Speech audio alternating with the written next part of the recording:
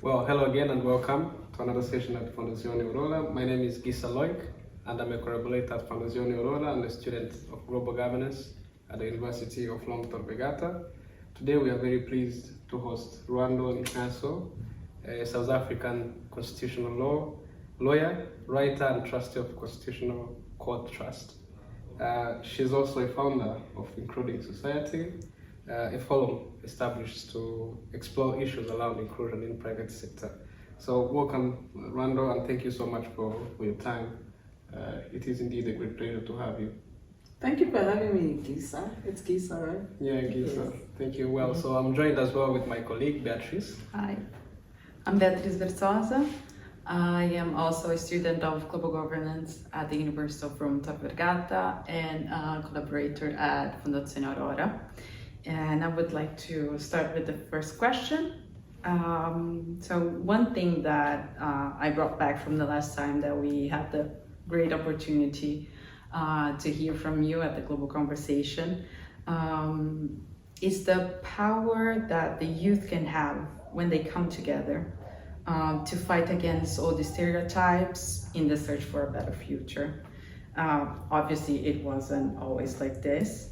Many people have fought it before, so we could speak out today. And my question is, what could you suggest to the youth organizations to be respected and considered in the decision-making process? And decision-making processes in like government, whatever Yes. institutions they're in. Yes. I think, the first thing that comes to mind is that, first of all, I think of youth as not a time of life, but a certain disposition. There are a lot of people your age, but I wouldn't consider them a youth because maybe their minds are not open, or maybe they don't have that disposition of the energy, a youthful energy of new ideas, creativity and inspiration and being driven to do something. So I think we have to look beyond just someone's age to consider them a youth, but it's also the energy that they carry with them. And I think the quality I love about young people or youthful people is not looking at things as futile, always seeing and believing that things can change, not being cynical. And I think that my what I would share with young people is trust your voice and never think that you're beneath anyone just because of your age or lack of experience on certain things. I think have a confidence in your voice that I think when I was like a teenager, even in my early 20s, I had parents who took my voice seriously, even at home. When they were making decisions, they always included me. So I developed that culture that my voice, or that sense that my voice matters. So when I moved into a different space outside of home, I expected the same respect that I got at home, that what I have to say matters, and that before a decision is made on my behalf or in my name, that I've been given the opportunity to weigh in. And if I'm not given the opportunity, I create the opportunity. And I think that's why I write, because I don't need anyone's permission to write. I respect my own voice enough to put it on paper and to put it out there, and people can never say they didn't know what I thought about something. If I have an opinion, I share it. So I think have some confidence in your voice, believe that you matter, so that self-esteem, that inner confidence in who you are and what you have to bring. And also I think people's voices tend to be dismissed sometimes when they're trying to sound like somebody else, when they're trying to emulate somebody else. And some young people want to sound grown up. I know in South Africa, for instance, in government, there's a lot of ageism, and how young people respond to that is they'll put on weight so that like physically they can take up space. They'll deepen their voices. They'll do things to signal that they're older than they are, so that they look like the older civil servants. And I always think that's a mistake, you know, like be yourself, show up as you are. People will get used to, you know, seeing you as you are and know that what you have to say, you know, is to be taken seriously. So I would say don't be tempted to change how you look, how you sound, thinking that if you have a deeper voice or, you know, whatever it is, that people will listen to you. If you speak louder, people will listen to you. I think if you enter a room with a sense of authority that my voice matters and that it should be taken into consideration, I think that people will believe you, you know, even if maybe the first time they dismiss you, but you know, you tend to believe people who believe themselves and what they have to say. So yeah, that would be my insight. Thank you. Thank you very much. Yeah, thank you so much. I think you raised a very important fact that I would like to now link it to this, because there is this effort of raising the voice, but realize the voice to be heard. So we speak to be understood. So talking about youth, sometimes youth needs to be understood. So there is this thing, like from a practical point of view, what do you like? How do you think that meaningful youth engagement could be leveraged? Meaningful.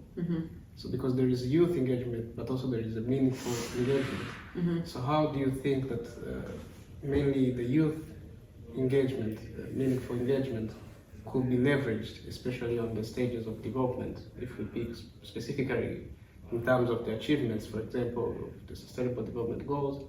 So on all levels of or stages of development, how could we leverage opportunities for young people to be engaged, but meaningfully? You know, I understand, like I use the term meaningful engagement a lot. It's a term in our jurisprudence in South Africa. You know, people will tend to rush to the courts, and the court will always ask, have you even spoken to each other? You know, have you engaged in a meaningful way? And sometimes the court will say, we don't want to make a decision because it's clear that you didn't even talk to each other, you came straight here.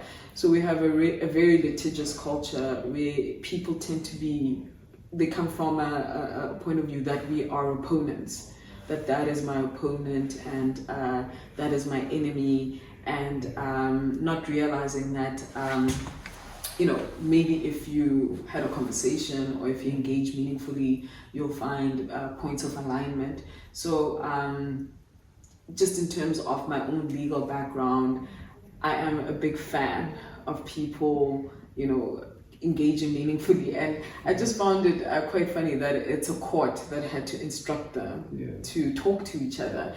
So I think what is so sad about our culture today is that it's highly reactive. Like, you know, people will think that, oh, because you're a Gen Z, then I know what you're about. And they don't even understand that your identity intersects with so much, and that what you have to say doesn't only come from the point of view that they sort of expect or assume, that as a young person, you know, you could never see things their way, you can never appreciate their vantage point. And I think that for meaning engagement to work, I think we have to be brave enough to sort of start with a clean slate and not assume that you know, or to stereotype people based on their age or where they come from, that they are going to bring a predictable point of view. And I think that for any decision making, meaningful engagement has to be the first step.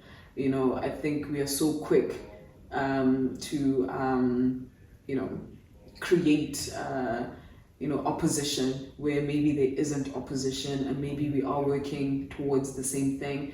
So I think, you know, if people consider young people to be the future, I don't think you build a future without them, that your voices have to be part of this new world that is being created, because you're going to live in it much longer than some of the people who still think it is, you know, their right to be at the forefront of decision making. So I think it's not even about leveraging, it's just essential. It has to be a step. It has to be integrated in everything that people do. So it shouldn't even be like a strategy, or, you know, it should be as a matter of course, you know, be as consultative as possible with people. And I think those are the best kinds of decisions, where there is a broad public participation in them.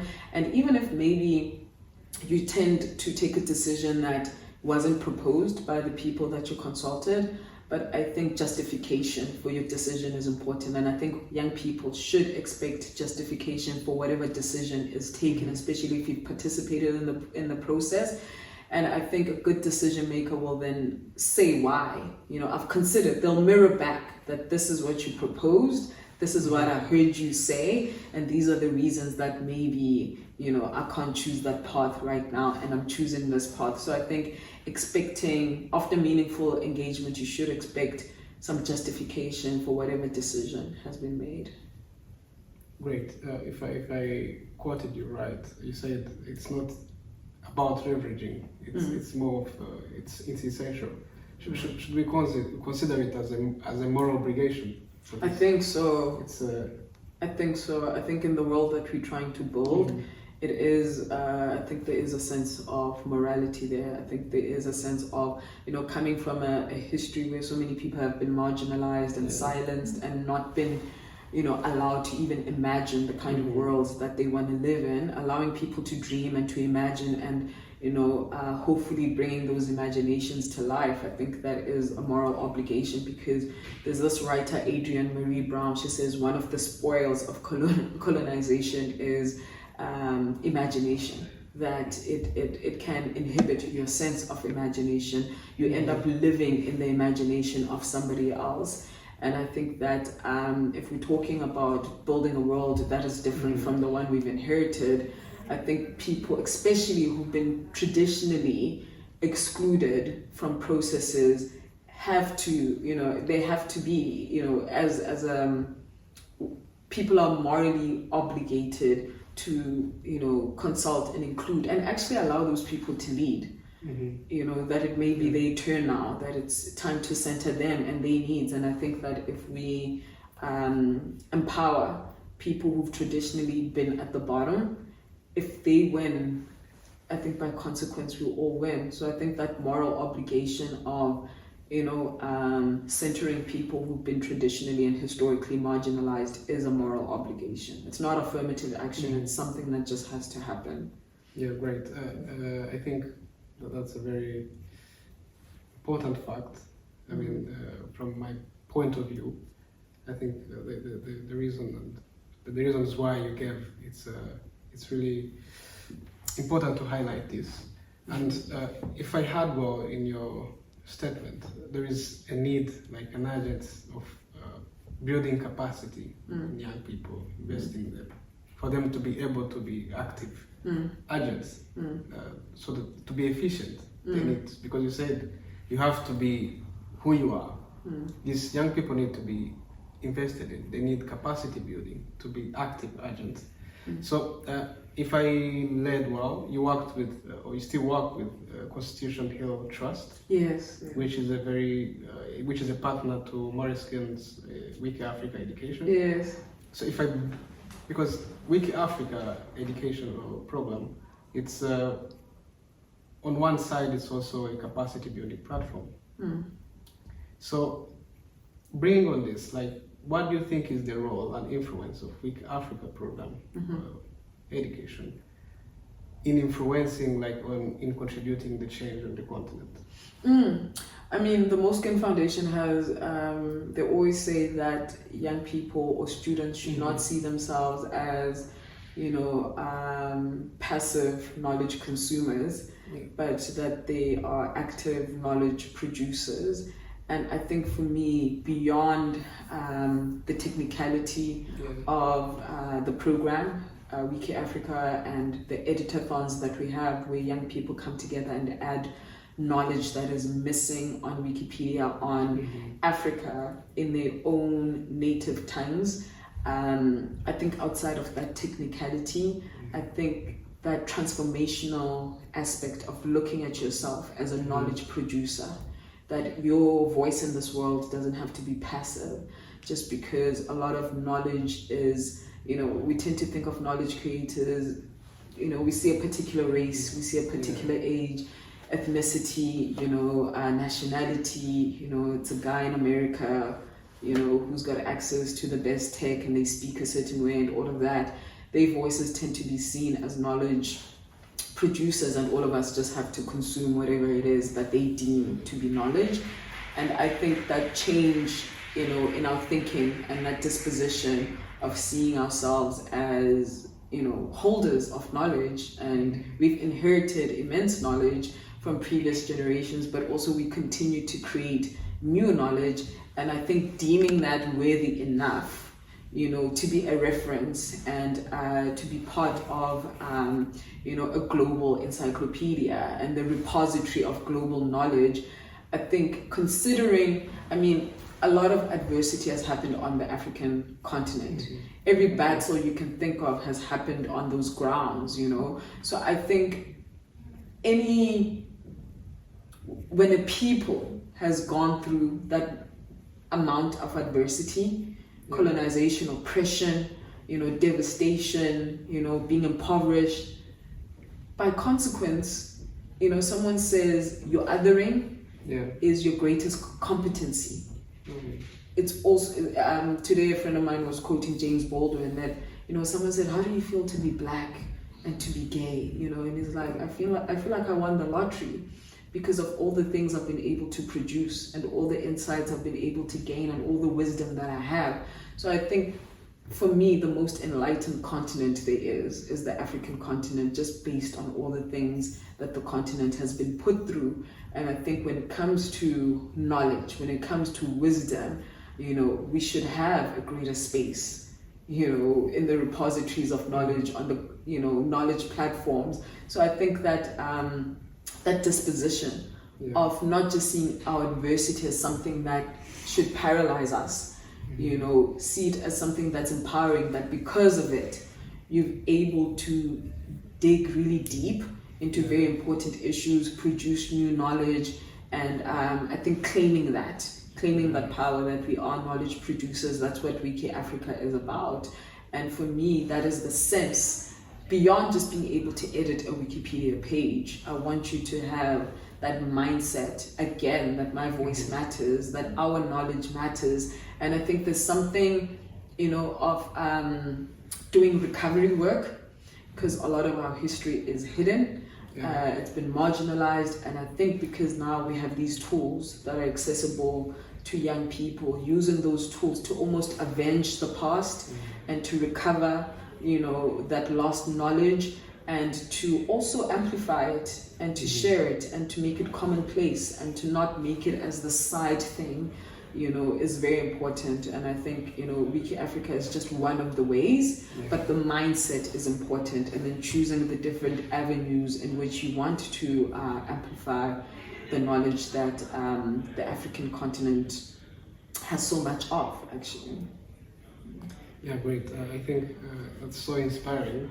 And as we come to conclusion, because you're a writer, what does made in South Africa mean to Lwando?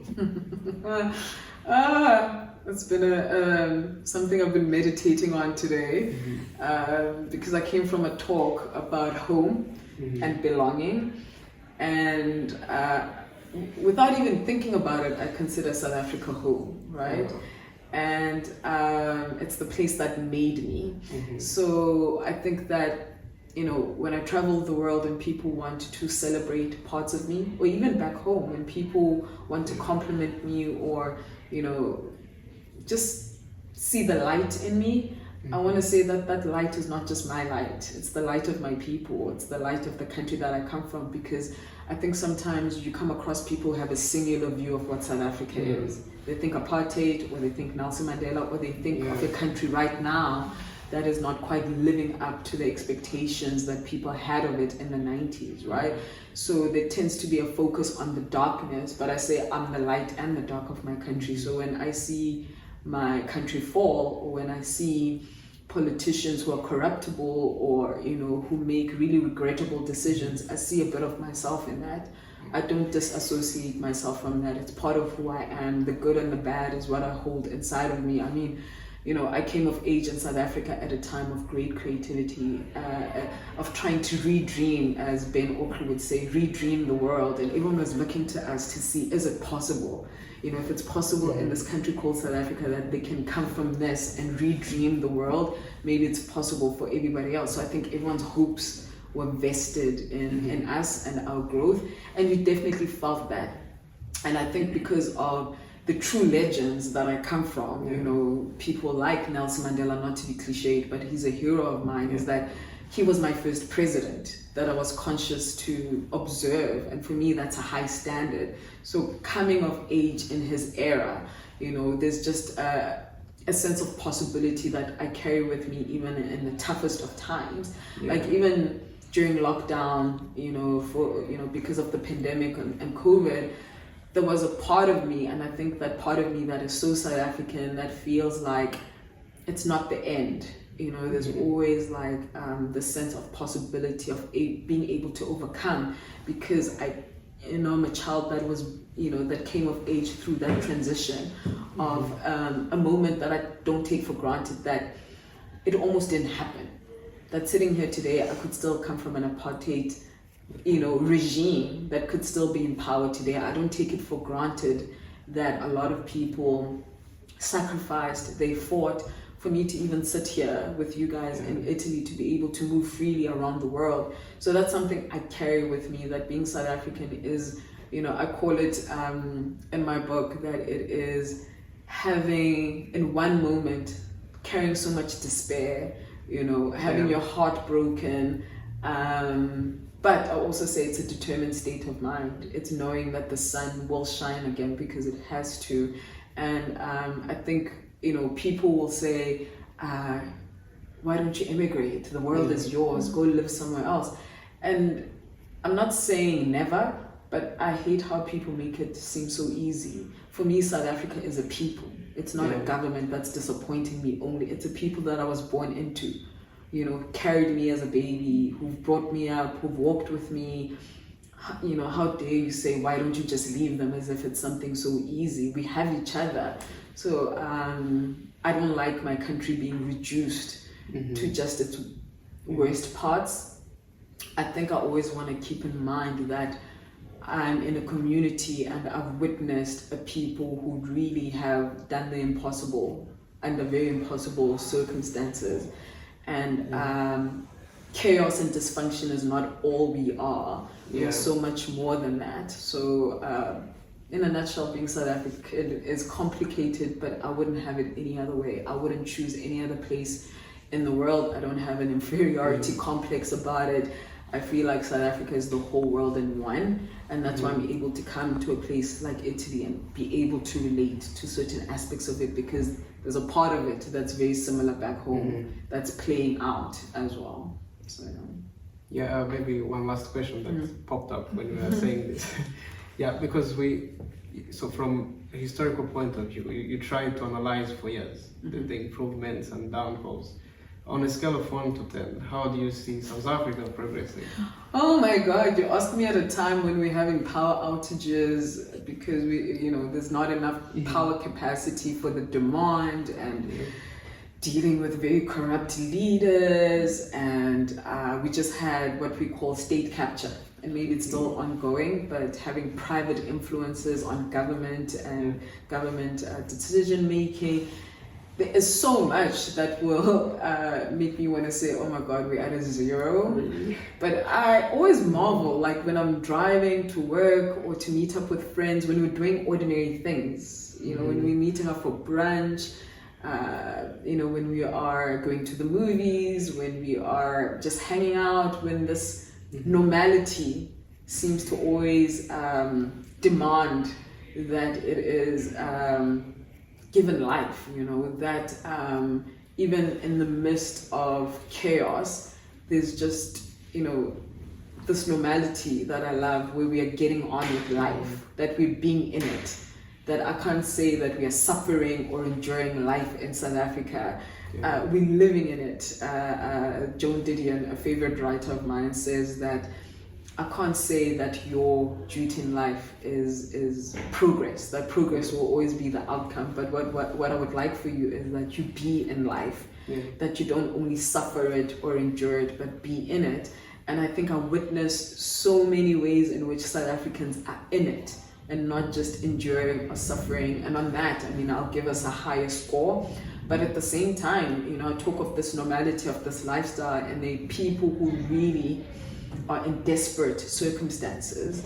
And I think that it's hard to focus on the light of South Africa, always be inspirational when so many people don't see that light. It's not part of their everyday life. So it's just holding those two things, that there are people who are really feeling, you know, discarded by society, you know, who don't have a voice. They've been forgotten. The promises haven't been fulfilled. They don't have the basic of human rights. And then the people whose lives have improved since the end of apartheid, you know, and both things are true, but I think it's very hard to celebrate, you know, the progress of a few when so many aren't doing well. So for me, I would say that what I hope for my country is to maintain a sense of connectedness, that we judge, you know, our progress and improvement based on how you know, the people are really at the margins are doing, right? That if they left behind, then, you know, there's really, it's very hard to then celebrate the progress. So I don't think we're doing well, but I think that what gives me encouragement is that we are a very vocal society. We're very vocal. Things are not just whispered, we say them. Our media is so loud, they uncover the truth. The conversations that we have in South Africa about things are very nuanced. They're very sophisticated conversations. People are plugged into the life of the country. And that energy lets me know that people still care. I can't say that people are apathetic, you know. People still care about elections. We have elections coming up. You know, people still galvanize. They protest, they demand services. There's still that energy, you know, and I'm proud of that, you know. So, when it comes to the people and them demanding a better life for themselves, whether it's online, the things that I see, whether it's physically, then that for me is, I think we score off the charts. That, you know, we are a very politically engaged society that is able to say some very hard things that even in the US, people are like, shh, we don't talk about it. No, in South Africa, it's like saying it's so in your face. You know, even, you know, the quality of our news programming, the quality of public gatherings. So, yeah, on that, I say that we are off the charts. Yeah. If I had to score the government, they score very low. Yeah. Definitely, yeah. I was telling my colleague about this. There is a very unique arrangement in terms of expressing ideas in South Africa that you cannot find elsewhere. I like that you I was telling her. Yeah. That is, you're an observant person. And he was telling me all that. And sometimes I have to watch myself, because I come into a room like this and I take it for, like today I was talking about race a little bit at another gathering here in Italy, and I was like, oh my God, you know, do they think I'm outrageous? Like, do they think, like, you know, have I broken some kind of etiquette that I'm not? But I told them, listen, if you're gonna ask a black South African woman to come talk, it's but just part and parcel. It's who I am, you know, and if it makes you uncomfortable, sit with the discomfort. But, you know, it's the only thing that I know, and I don't want to always be mindful of not offending other people. It's my reality, it's my world, and I think part of visiting a different country is bringing your world with you and not just assimilating and taking on the etiquette of other people, but for you to gain, you know, a benefit from experiencing me, I have to bring my country with me and how we are, and not become like Italian and try and do it the Italian way, which means I'm gonna have a cappuccino before my lunch if I want to, because I'm grown now.